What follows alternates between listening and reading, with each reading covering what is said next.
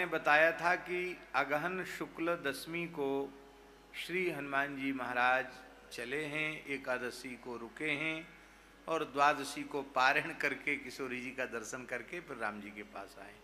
हमने शुक्ल पक्ष कहा था, लेकिन थोड़ा हमें भ्रम था। बाद में जब हमने ग्रंथ में देखा तो शुक्ल पक्ष न होकर वो कृष्ण पक्ष था। क्या था? कृष्ण पक्ष। तो मार्गशीर्ष कृष्ण पक्ष की द्वादशी तक की ये लंका दहन और किशोरी जी से संवाद, और लौट कर सायंकाल तक सब के सब आ गए। हनुमान जी के लिए क्या मनोजवम मारुत तुल्य वेगम, तत्काल पहुंच गए। मार्गशीर्ष कृष्णा त्रयोदशी की तिथि पर श्री हनुमान जी महाराज लौट करके वानर वीरों के सहित श्री रघुनाथ जी के चरणों में आए और राम जी के चरणों में साष्टांग प्रणाम किया। सारी बात हुई, कल आप सुन चुके हैं। प्रभु कर पंकज कपि के सीसा, सुमिरी सो दशा मगन गौरी सा, यहीं की कथा पर विराम हुआ था। तो रात भर इसी झांकी का आस्वादन हम लोगों ने किया और अब आगे की लीला का वर्णन कर रहे हैं।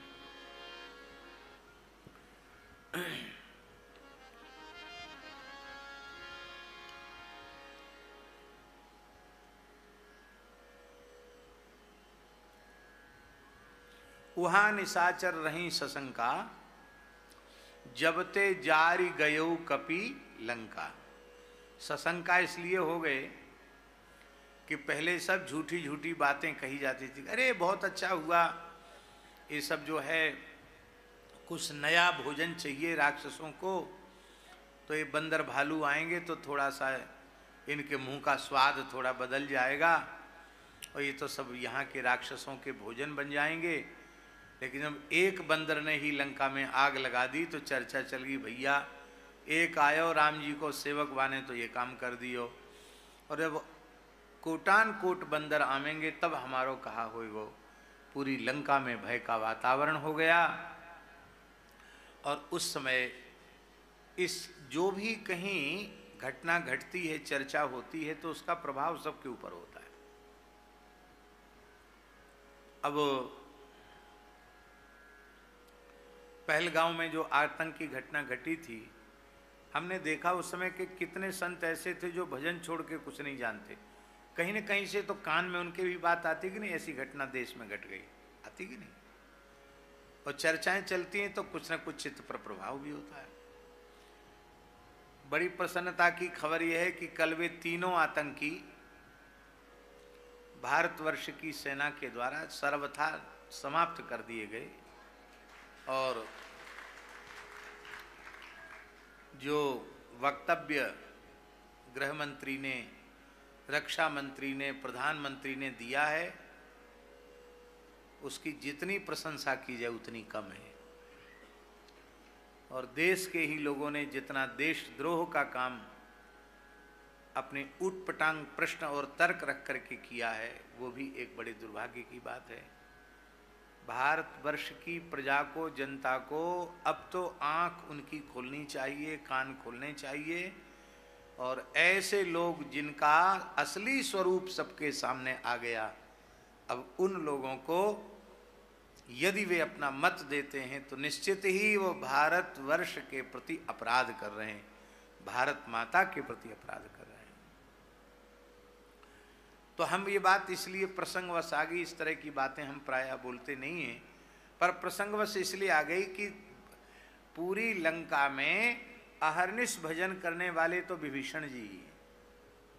सोने से जगने तक, जगने से सोने तक अष्टयाम सेवा करते हैं। लेकिन जब इस तरह की चर्चाएं बहुत ज़्यादा चल गईं तो उनके मन में सौहार्द के कारण यह भाव आया कि हमें अपने पूज्य आदरणीय बड़े भाई साहब से अनुनय विनय करनी चाहिए कि अभी भी कुछ बिगड़ा नहीं है। जनक सुता रघुनाथ ही दीजे, और इतना कहा मोर प्रभु कीजे।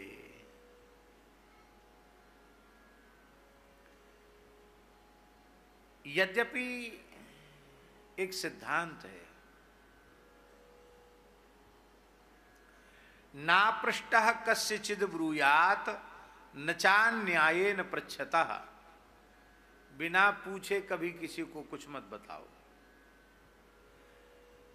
पूछने वाला अमर्यादित रूप से पूछ रहा हो तो भी मत बताओ, ये शास्त्राज्ञा है। बिना पूछे आप सलाह दोगे, बताओगे, और उसने आपकी उपेक्षा कर दी तो आपके ज्ञान की, आपकी वाणी की, आपकी बुद्धि की उपेक्षा हो गई, सरस्वती का तिरस्कार हो गया। इसलिए पृच्छक को, जिज्ञासु को ही बताना चाहिए, एक पक्ष है। पर दूसरा पक्ष ये है कि जिनके हृदय में वात्सल्य होता है, सौहार्द होता है, भीतर से प्रेम होता है, वो अपने निकटवर्ती जो संबंधी हैं उनका हित चाहते हैं। इसलिए कई बार उनके अनधिकारी होने पर, उनके न पूछने पर भी वो उत्तम सलाह देते हैं, क्योंकि उनके मन में उसके प्रति सौहार्द है। तो विभीषण के हृदय में रावण के प्रति सौहार्द है। क्यों सौहार्द है? इस दुष्ट दुराचारी के प्रति सौहार्द की क्या आवश्यकता है?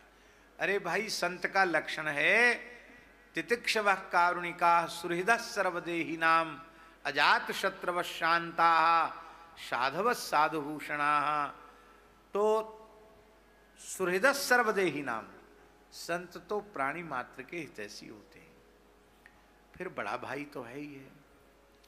इसलिए श्री विभीषण जी रावण के दरबार में आए और उनको समझाया, लेकिन जब ते ही कहा दैन वेदे ही चरण प्रहार कीन सठ ते ही, जानकी जी को देने की बात कही तो रावण ने पाद प्रहार किया। धन्य है राम जी के परम भक्त रावण ने, राम जी के परम भक्त विभीषण ने तिरस्कार करने वाले रावण को प्रणाम किया और कहा, तुम पितु सरिष भले ही मोहि मारा। आप पिता के समान है, ज्येष्ठ भ्राता पितु समा, आपने मारा, कोई बात नहीं, हमें कोई कष्ट नहीं है, लेकिन फिर भी हम हित की बात कहना नहीं छोड़ेंगे। राम भजे हित नाथ तुम्हारा, आपका हित तो राम जी के भजन में है।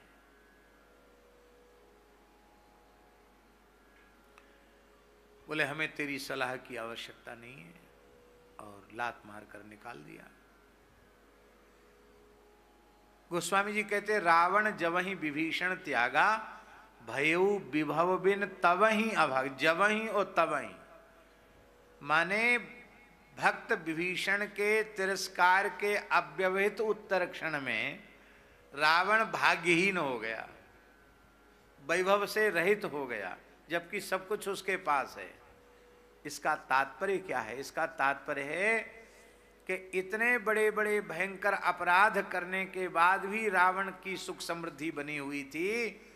उसका कारण रावण की तपस्या नहीं थी, उसका कारण था विभीषण जैसे महान भक्त का लंका में निवास। लंका की समृद्धि, रावण की सुख समृद्धि का कारण विभीषण की भक्ति थी। और जब विभीषण को लात मार के भगा दिया तो अस कही चला विभीषण जबहीं आयुहीन भये सब तबहीं। आयु उनकी नष्ट हो गई। भक्त का कभी तिरस्कार नहीं करना चाहिए। ऐसा भी वर्णन मिलता है कि केसनी माता ने विभीषण के मन में आया कि यद्यपि रामचरितमानस के सुंदरकांड में तो राम सत्य संकल्प प्रभु सभा काल वसतोर, मैं रघुवीर शरण अब जाऊं देहु जनी खोर, ऐसा कह करके विभीषण अस कही चला विभीषण जबहीं। पर श्री गीतावली में गोस्वामी श्री तुलसीदास जी ने एक नए भाव की चर्चा की है। अब हम गीतावली का बात आई है तो हम बात कह देते हैं। गीतावली जो है वो क्या है? संतों के भाव से। गोस्वामी जी का साहित्य क्षीर समुद्र है। क्या है? तुलसी साहित्य क्षीर सिंधु है, दूध का समुद्र है। अब उसका जो मक्खन है नवनीत, वो माखन क्या है? कहते गीतावली माखन है। और उसका घृत क्या है? उसका कड़काया तपाया हुआ सुंदर घी है, श्री विनय पत्रिका, विनय पत्रिका घृत है। और इसलिए जो भाव मानसी में रह गए, उन भावों को भी गीतावली में गोस्वामी जी ने बहुत सुंदर रूप से स्पष्ट किया है। तो गीतावली के एक पद में ये बात आई है कि श्री विभीषण जी ने विचार किया कि मैं जाऊंगा तो राम जी के ही चरणों में, लेकिन ऐसा कोई काम नहीं करना चाहिए जिससे इस वैष्णवता पर, मेरी आराधना उपासना पर, मेरी निष्ठा पर कोई प्रश्न चिन्ह लगे। बहुत ध्यान से सुने ये बात। हम लोग भगवान का स्वरूप अपने मस्तक पर धारण करते हैं, तो इस बात की हमेशा सावधानी रखनी चाहिए कि हमारे द्वारा कभी कोई ऐसा काम न बने जिससे भगवान के स्वरूप की अमर्यादा हो, भगवान को लज्जित होना पड़े, संत को, गुरु को लज्जित होना पड़े, ऐसा काम हमारे द्वारा न बने। भगवान की शरण में जाने से लज्जित होना पड़ेगा ऐसी बात नहीं थी, लेकिन लोग यह न कहने लग जाएं कि देखो भगत तो ऐसे होते हैं कि अपने विपत्ति के समय में अपने भाई को छोड़ दिया, अपनी माँ को छोड़ दिया। संसार के लोग तो ऐसे ही कहेंगे कि नहीं? तो भक्ति पर कलंक आएगा, भक्त पर कलंक आएगा। इसलिए हमारे रघुनाथ जी पर कोई दोषारोपण न हो जाए, उनकी भक्ति पर दोषारोपण न हो जाए, इसके लिए विभीषण जी पहले अपनी माता कैकसी के पास गए, कैकसी के चरणों में प्रणाम किया और प्रणाम करके कहा कि माता जी, भाई तुम रो क्यों रहे हो? बोले भाई साहब ने लात मार के कह दिया है कि खबरदार, अब लंका में रहने की तुझे आवश्यकता नहीं है। मम पुर बस तपसिन पर प्रीति, 63 जाए तिन्हीं कहू नीति। उनको नीति सिखाना, हमें तेरी नीति की आवश्यकता नहीं। लात मार के भगा दिया। नहीं मातृ समो गुरु, माता के जैसा कोई गुरु नहीं, तो इसलिए मैं आपकी अनुमति चाहता हूं, मुझे क्या करना चाहिए, मुझे परामर्श दो। माता जी ने कहा कोई बात नहीं, संकट का समय है, बड़ा भैया है, बाप के बराबर है, मार दिया तो मार दिया, पर मार खा के अपमान सह के भी रह जाओ, कोई पीछे पड़ के निकालेगा तो नहीं। विभीषण ने कहा कि माताजी, आप भाई साहब की प्रकृति को नहीं समझती। भाई साहब की प्रकृति समझे नहीं समझे? दुष्ट की प्रकृति। भाई साहब तो है इसलिए उसको भाई साहब कहा जा रहा है, पर दुष्ट की प्रकृति। सज्जन की प्रकृति कैसी होती है? सज्जन की प्रकृति पानी में खींची हुई लकीर के समान होती है। पानी में लकीर खींचो, कितनी देर रहेगी? खींचने के साथ ही बराबर हो जाएगी। और दुष्ट तो गांठ बांध लेता है, द्वेष की गांठ बांध लेता है, बैर की गांठ बांध लेता है। और ये जो बाबा द्वेष की गांठ, बैर की गांठ है, यही बार बार संसार के चक्र में हम जीवों को धकेल रही है। प्रतिशोध की भावना का यदि आप सर्वथा त्याग कर दें तो आपका पुनर्जन्म नहीं होगा, नहीं होगा, नहीं होगा। अपने कष्ट सह लो, पर दूसरे को पीड़ा पहुंचाने का विचार मत रखो। स्वप्न में भी विचार, हाँ, कर्तव्य का पालन करो, स्वधर्म का पालन करो, द्वेष रहित होकर के व्यवहार करो। आपके ये संभव है? हाँ संभव है, क्यों नहीं। इसी गिरिराज जी में लक्ष्मण मंदिर में पूज्य सदगुरुदेव भक्तमाली जी विराजते थे। 45 मुकदमा एक साथ लड़े उन्होंने। कितने? लक्ष्मण जी की संपत्ति को गुरु महाराज की आज्ञा से बचाने के लिए। और आप सोचो, जब कोर्ट कचहरी में जाते थे उस समय निकालकर भक्त वल्लभा टिप्पणी पर लेखनी चलाते थे। उस समय भक्त वल्लभा टिप्पणी लिखी महाराज जी ने। अंतःकरण कैसा होगा। और जिनके साथ उनका केस मुकदमा चलता था उनके लिए भी परोठा साग बना के लक्ष्मण जी को भोग लगा के, गिरिराज जी को भोग लगा के ले जाते और कहते भैया बाजार को खाओगे तो पेट खराब होएगा और पैसा अलग बिगड़ेंगे, तो हम तुम्हारे लिए भी बना करके लाए हैं। कोर्ट में दिन दिन भर रहना पड़ता था, तो वहाँ प्रेम से उनको पवा देते। जिनसे केस चल रहा, झगड़ा चल रहा, उनको परोठा और हलवा और पूड़ी खिलाने वाला कौन होगा। अब वो केस उनका कमजोर होता तो उनको कहते देखो तुम्हारा वकील ठीक नहीं कर रहा है, ऐसा नहीं ऐसा करना चाहिए जिससे तुम्हारी विजय हो। कौन बताएगा जुक्ति? जिससे झगड़ा चल रहा उसको विजय की जुक्ति। ये है अक्रोध और अजात शत्रुता। और जब यहां से महाराज जी जीत गए और जब हाई कोर्ट में चले गए वो लोग, जब यहां से हार गए तो हाई कोर्ट चले गए। और जब हाई कोर्ट चले गए देवेंद्र जी, तो बोले जिनका केस महाराज जी से चल रहा था, बहुत से तो यहीं निपट गए, अब थोड़े बहुत रह गए जो बहुत ज्यादा लड़ंका थे, वो हाई कोर्ट तक चले गए। तो महाराज जी बोले चलो। तो बोले बाबा तुम्हें तो बड़ी सुविधा है। क्या सुविधा है? तो महाराज जी दारागंज में जो श्री मलुकदास जी का गुरु स्थान है, देव मुरारी जी का स्थान, जिसको तुलसीदास जी का बड़ा अखाड़ा कहते हैं, तो वहाँ दारागंज में संत सेवा होती थी, अभी भी होती है।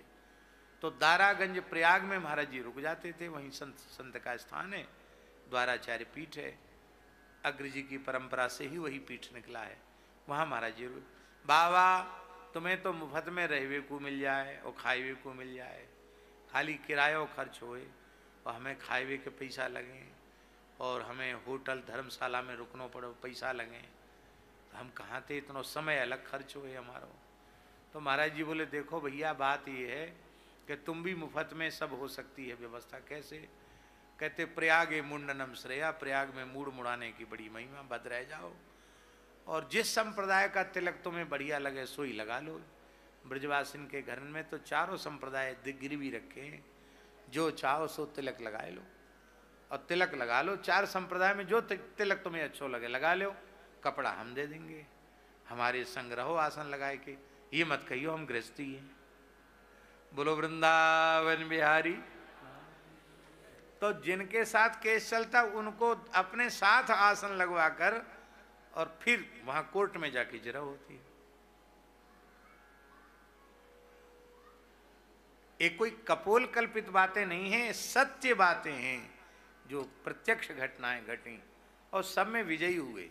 क्योंकि सत्य में वजयते, सत्यम जयति नानतम। कोई कोर्ट चले जाओ, हाई कोर्ट चले जाओ, सुप्रीम कोर्ट चले जाओ, विजय सत्य की ही होती है। रामलला मंदिर के फैसले ने ये सिद्ध कर दिया कि विजय सत्य की होती है, भले ही समय लग जाए। इसलिए सदा धर्म के पक्ष में, गाय के पक्ष में, सत्य के पक्ष में, धर्म के पक्ष में खड़े रहना चाहिए, दूसरे पक्ष में भूल कर भी नहीं जाना चाहिए। तो राम जी क्या हुआ, किस विषय में भाई आ गई ये बात? हाँ, विभीषण माता जी के पास गए। हम ये बात कह रहे थे कि द्वेष रहित गांठ बांधने वाली बात, गांठ बांधने के ऊपर ये बात आई। सज्जन पुरुष गांठ नहीं बांधते हैं और दुष्ट पुरुष गांठ बांध लेते हैं।